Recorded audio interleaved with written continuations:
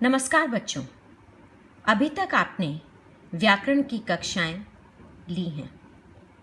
अब आज से हम क्षितिज शुरू करने जा रहे हैं।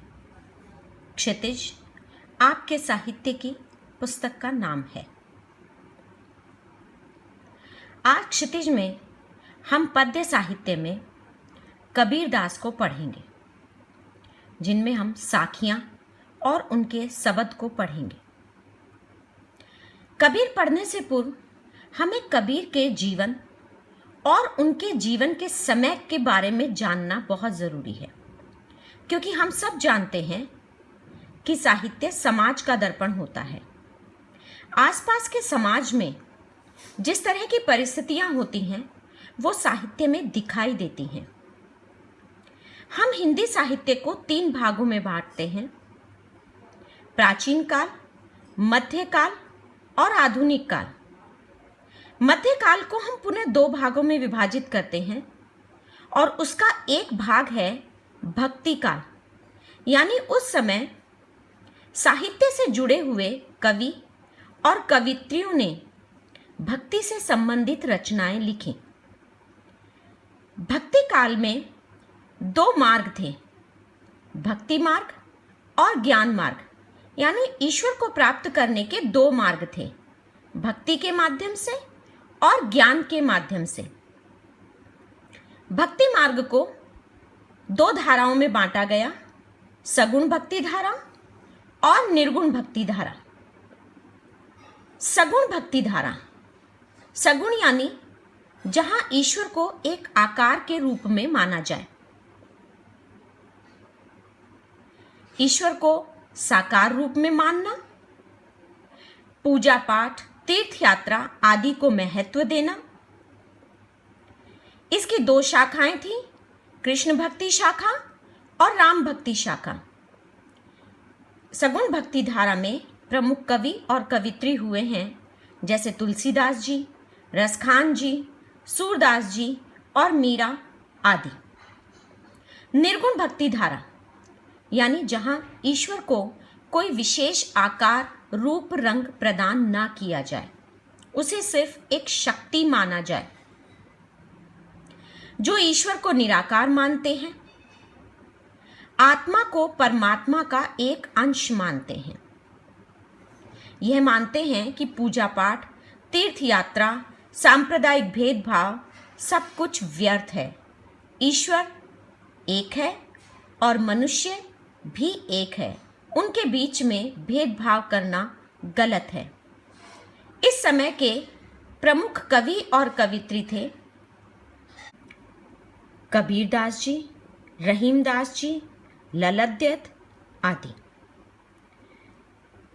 कबीरदास जी, कबीर जी का जन्म 1398 में काशी में हुआ और 1518 ईस्वी में उनकी मृत्यु हुई, यानी लगभग 120 वर्ष तक वे जीवित रहे।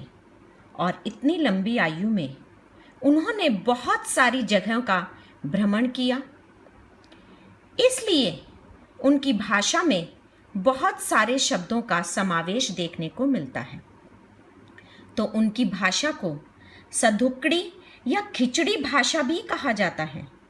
अलग अलग जगह घूमने के कारण उनकी भाषा में विभिन्न भाषाओं के शब्दों का समावेश हो गया है। उनकी 3 रचनाएं थीं: बीजक, रमेनी और सबद। उनकी रचनाओं से आज हम सबद और साखियों को पढ़ने जा रहे हैं। सबसे पहले सबद पढ़ेंगे और उसके बाद साखियां। साखी शब्द जो है वो साक्षी शब्द से बना है, जिसका अर्थ है प्रत्यक्ष।